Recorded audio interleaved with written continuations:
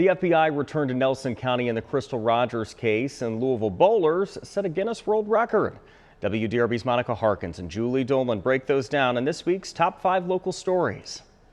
In this week's Top 5, a woman walking to work was hit and killed in a deadly hit and run. The driver, under the influence, police say, was 4 times the legal limit. This was the most clicked story for WDRB.com this week.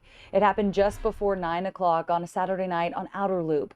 This surveillance video shows the driver, 37-year-old Michael Dahl, swerving off the road. We're told it's just moments before police say he hit and killed 45-year-old Crystal Daniel. Co-workers say she was walking to work when it happened. Police say Dahl left the scene and was later found slumped over inside his car. Dahl is being held on a $100,000 bond. A body was pulled from the Ohio River Thursday. This marks number 2. We're told someone called police around 7 to report a body on the river near 9th Street and I-64. The body was recovered about an hour later. That body will be taken to the medical examiner's office for examination. Well, Kroger officials say grocery prices would go down if the Federal Trade Commission approves a merger with rival Albertsons. This comes in at number 3. The FTC sued earlier this year to stop the merger proposed in 2022 when Kroger agreed to purchase Albertsons. The commission believes the deal would eliminate competition and lead to higher food prices for struggling families. But Kroger's CEO testified in court that prices would actually come down, claiming the merger would allow the grocers to compete with Walmart, Costco, and Amazon. Currently, Walmart controls around 22% of U.S. grocery sales. Combined, Kroger and Albertsons would control around 13%. The issue will now play out in court. Kroger is hoping it'll be decided by a federal judge.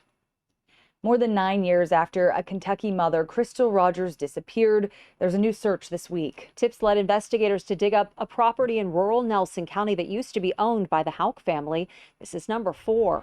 PVA records say it used to be owned by Nick and Brooks Houck's grandmother, Anna Whiteside, before it was sold to new owners in 2018. Now, as of Friday, the FBI hadn't announced any findings after their 3-day search.